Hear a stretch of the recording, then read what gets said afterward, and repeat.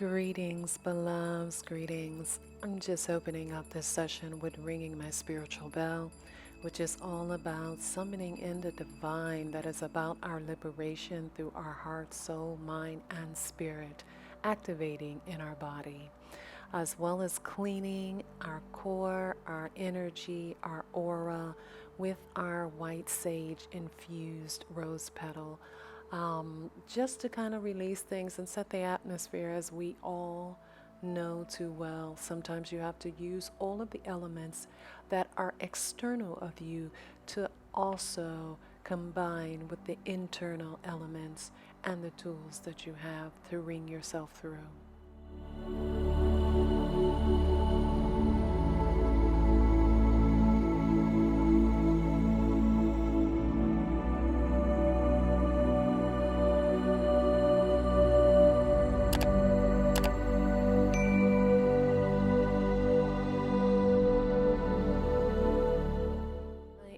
Also incorporating our mudras mantras, yeah?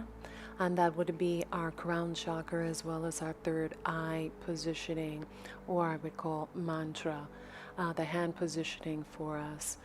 The colors, of course, is a purple or a deep, rich kind of indigo bluish purple. And we are going to, of course, use our crystals, the amethyst as well as the clear quartz, just as more validation to the oneness that we are with nature and our surroundings. Then we're going to take our Tibetan bowl, which is of course signifying for the crown chakra, and open up the atmosphere with our hertz, which could be the 480 or you could use the 963. The difference with doing one more for just the third eye, which I call the first eye, it would be 448 or 852 hertz.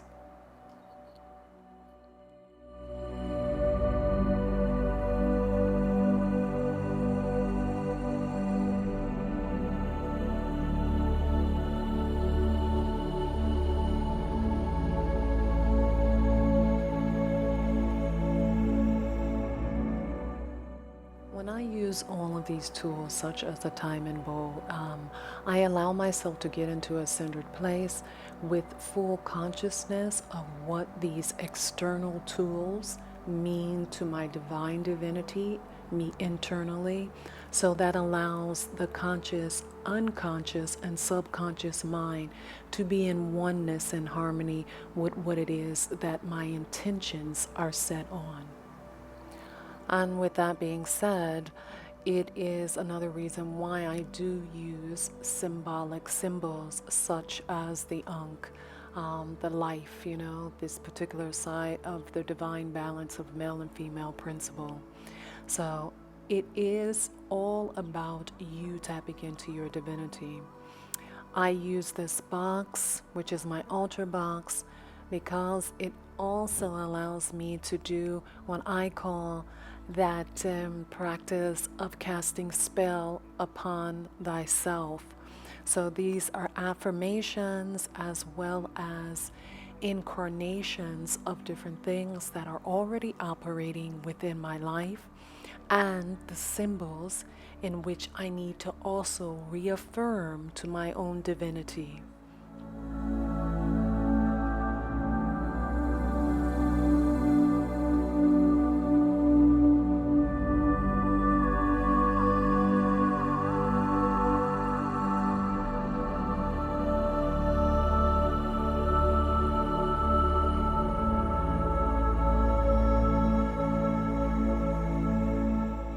So now, before we go into our practice, all of this using our cleansing properties, whether it be the white sage, the dragon's blood, the elements of natural and the earth, which is our crystals, the personification of what this means via the color of the candles, the life force being represented by our Ankh.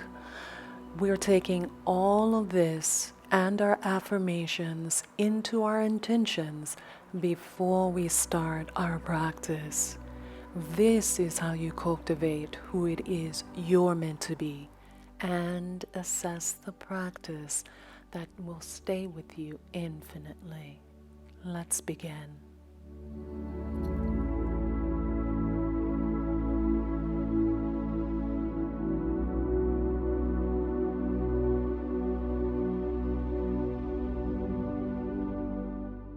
Alright, beloveds, so we're going to start with opening up our legs.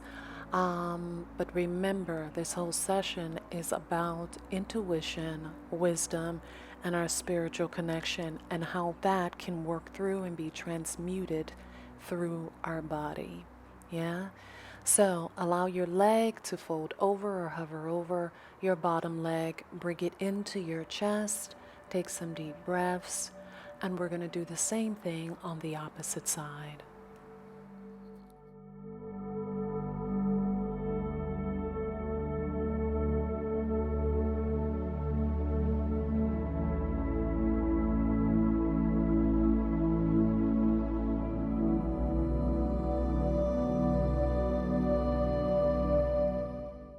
And now from the point and where we are,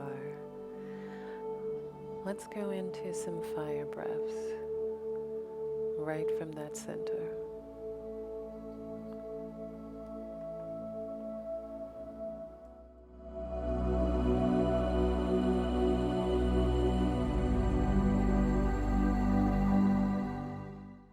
Now let's bring ourselves into a cow face posture, and we're going to cross our legs at our knees and slowly fall back into the posture.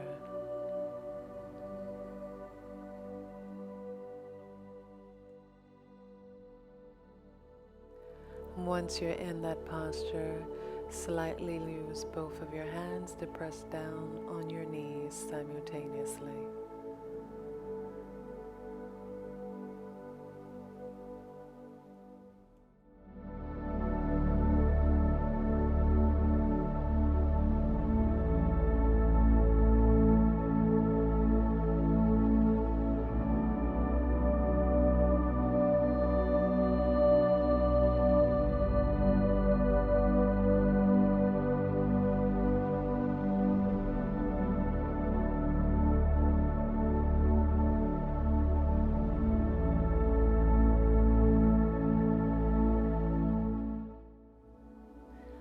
Now let's move ourselves into a more comfortable position. We're going to use the back of our heels to demonstrate a posture where we fall in between the heels, allowing our knees to fully relax. And this is an open thunderbolt. So again, we're falling in between our heels while our knees relax, giving ourselves slow and easy deep breaths. As we lift up, you should feel it all in the front of your quads. Easy, back into a seated posture. Breathing in and out. And I'm going to apply the same discipline so you can see it from the front.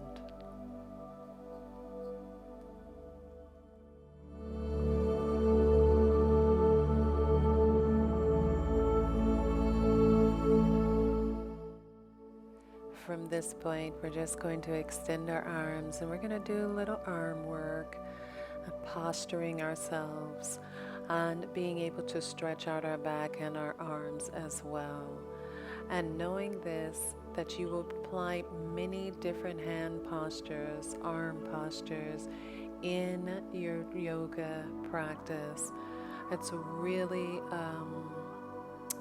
a connection to activate all of the muscles in your body all at the same time, and feeling that deep breath. As you can see, I'm doing in the seated eagle.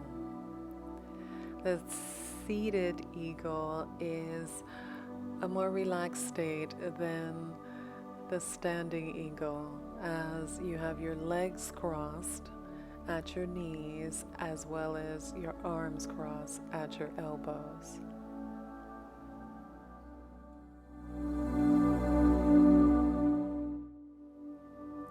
We're going to take on a comedic approach to yoga with the Ka, all in divine essence of our spirit in alignment with the universe, divine principles.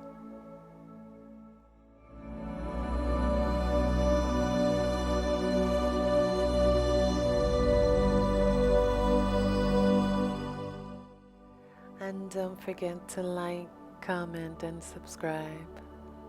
It's appreciated.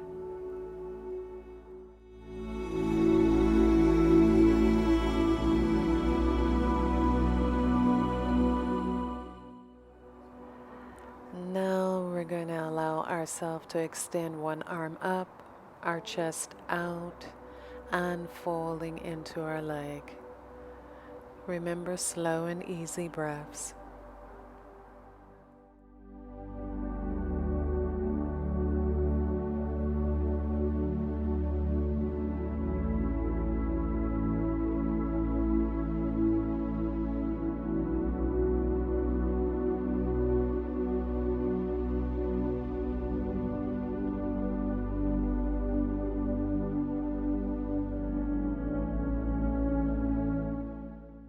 As we're completing this posture in divine balance, we're going to bring our legs completely straight forward as if we're going to do a seated forward bend, but we're going to stretch out a little bit and bring ourselves into doing some fire breaths.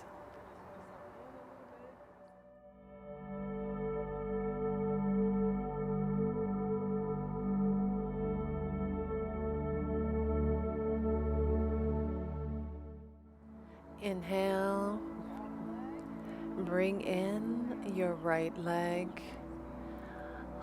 and we're going to bring our arm up and around to the back, crossing our hands and gripping our hands together along the back side, pressing into our knee as we are inhaling through our core for the Sage Marichi.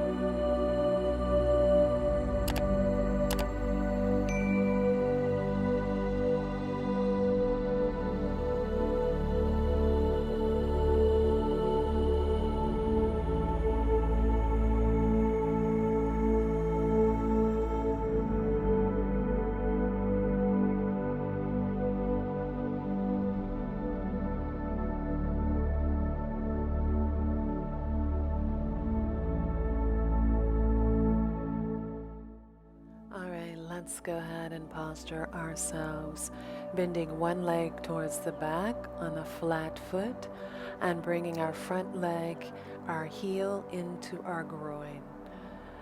Remember to take slow and deep breaths with your leg diagonally in front of you. You're going to extend yourself up the bottom heel into your core. Yes?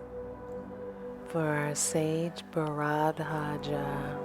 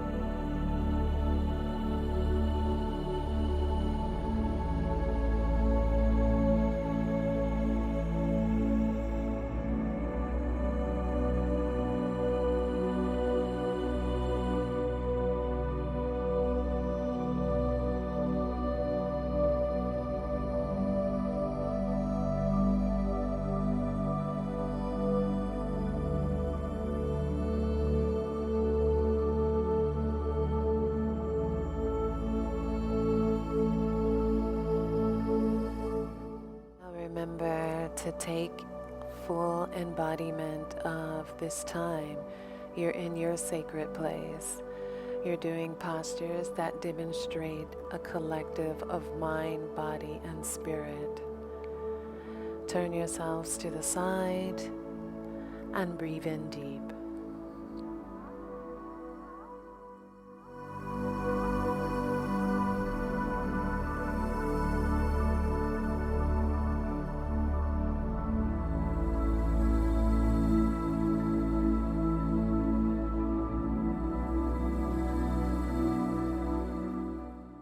And bring yourself into the center before beginning some leg and core work. Just kind of stretch your legs out a little bit, get them ready. We're going to do some boat and core as well as butterfly activations. Follow along.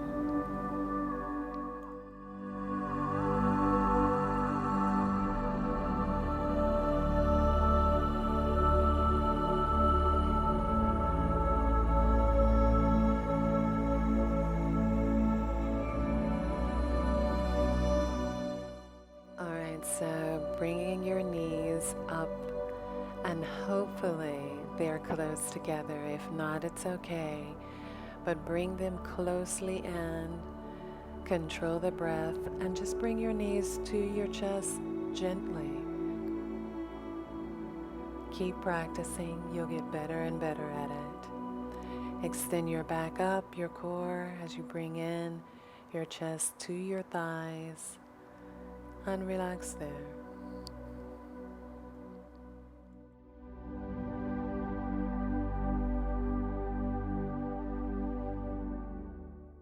Alright, so do your butterflies the best of your ability, whether your heels are touching or you have them a little bit more extended away from your core.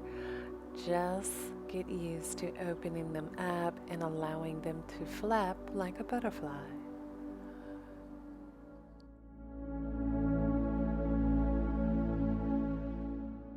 And with that being said, let's just kind of end it where we began. Just kind of fully extend that leg as far as you can. Again, everything in yoga is about your pace. And once you start feeling flow and accepting your body and recognizing the different areas that all are linked together to do most of your postures in yoga, you will realize that you can do this at your pace, taking your time, easing in and setting your intentions, and allowing yourself to go into obviously different postures. So now we're just going to extend our leg, bringing it in as close as we can to our chest, breathing and extend, yeah? And you can just allow yourself to catch your breath, feel where your breath is, hold your breath as you support your leg fully.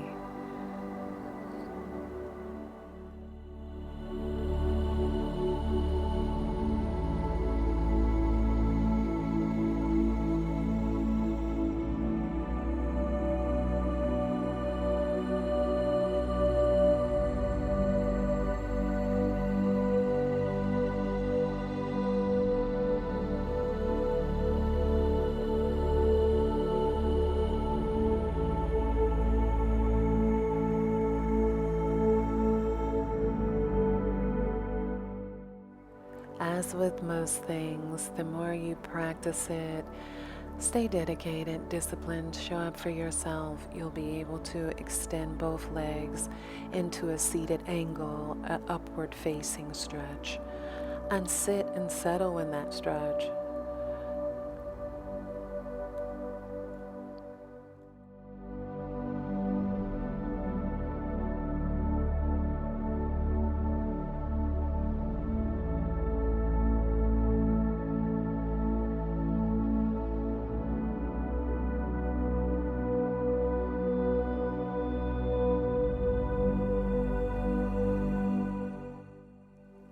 Do allow yourself time to sit in between each posture.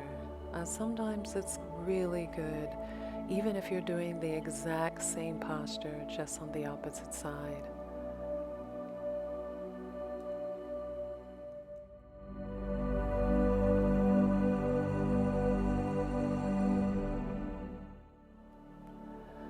And before you know it, you'll be taking those same stretches and moving them into different postures. And extending that one simple posture even deeper.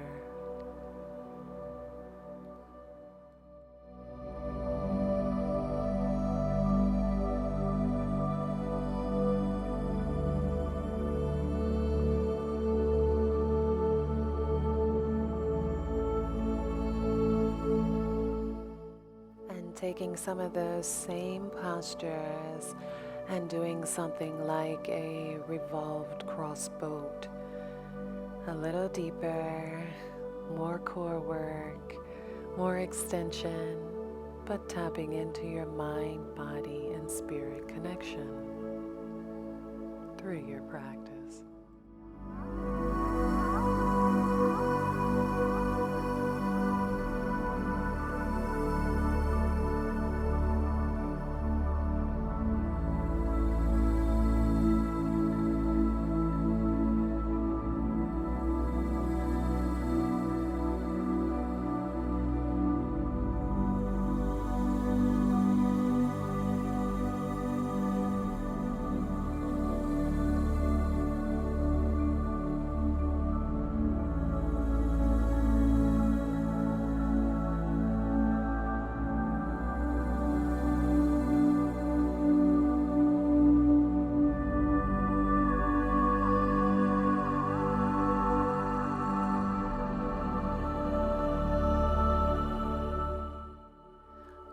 So let's get into some inner quad and hamstring stretches. Bring that left or right knee into a bend, facing forward, and extend your black leg while pressing on that inner thigh to roll it out while extending yourself from left to right. It is some of the deepest and smallest movements or stretches that will take you the furthest in your practice.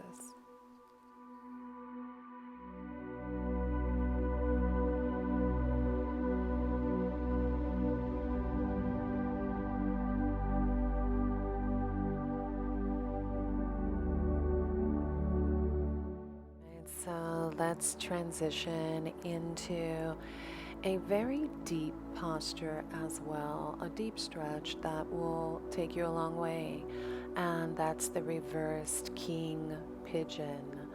Normally we're doing this where our legs are on the ground and we're extending. Now we're going to take it up, bring our heel into our core while our other leg is stretched out in front of us. Deep breaths, extending more with our arms and rotating our legs back down to the ground. And we'll do the other side.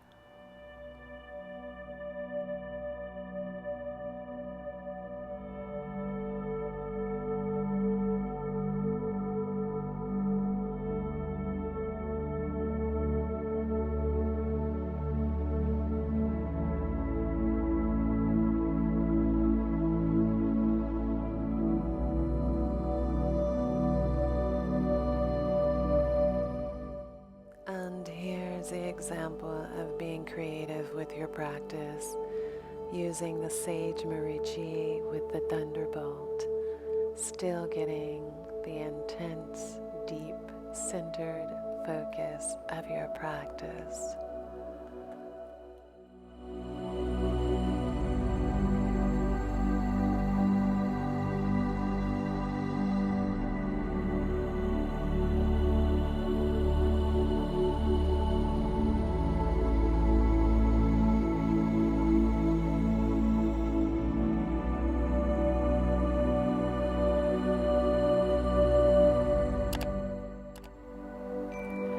I must say that in many of these postures in yoga is like animals. Like for instance, this lizard tail lunge. It really reminds me of a lizard. Yeah, it does.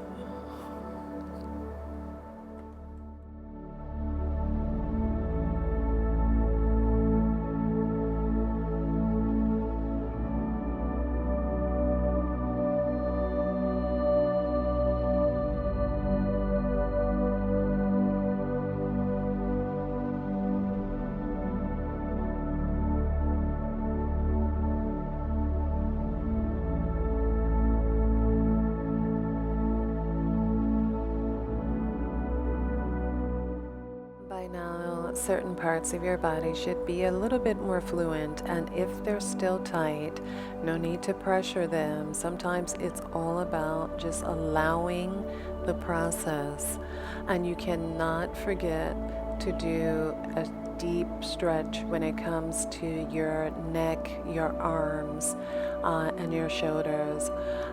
Even when you're not going to do a handstand in your daily practice, it's good to just stretch them out.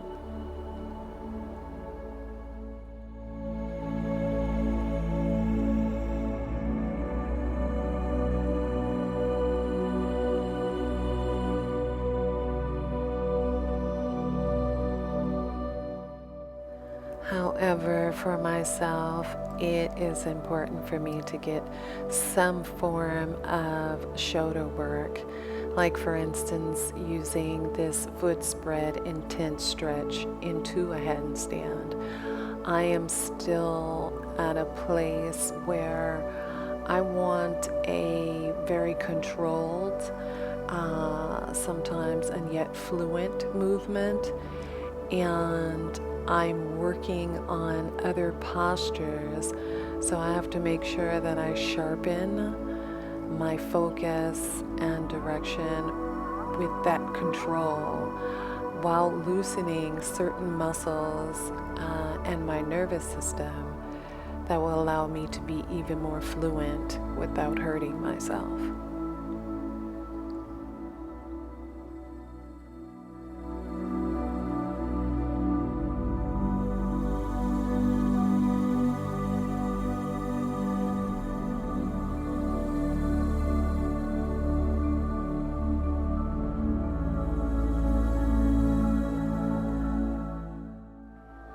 Alright, so let's use our arms and do a supported arm cross bridge.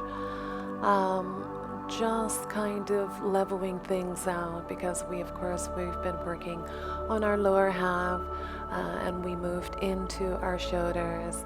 Now move into our arms and bringing a total collective movement to the body now that we've gotten to a certain place.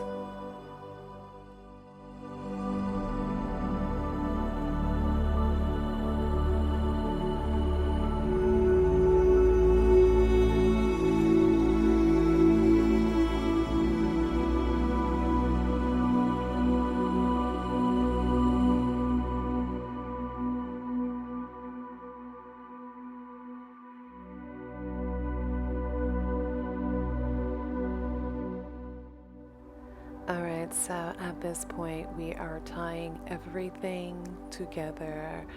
All of the different postures we were doing, stretching, to get into a triple triangle.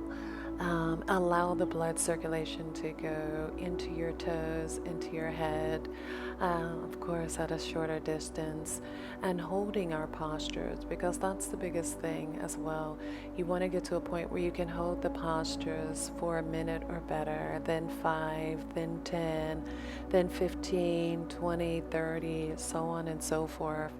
And then take those same postures and make them intense, like this upside down angle. So I'm hoping and trusting that you will be trying these for yourself. Yeah?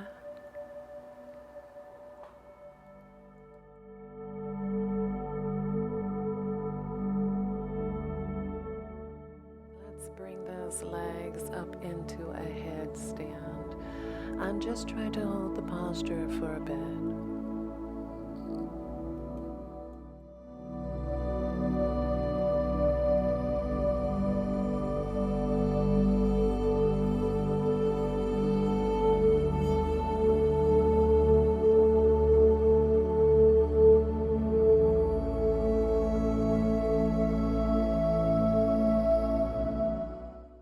And while you're in that spot, giving yourself room to have a clear perspective, set your intentions and bring your legs down into a supported cane.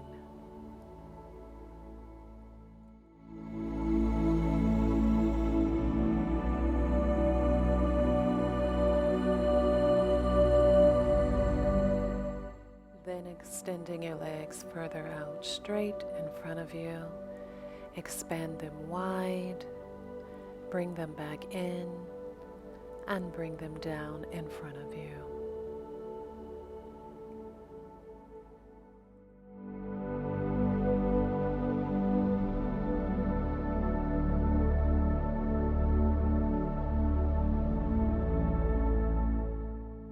This posture is called by many names, the scarab beetle, Kemetic term, as well as the infant child or prayer pose. It is always a good one once you finish your session or before you begin. Ashe belows and namaste.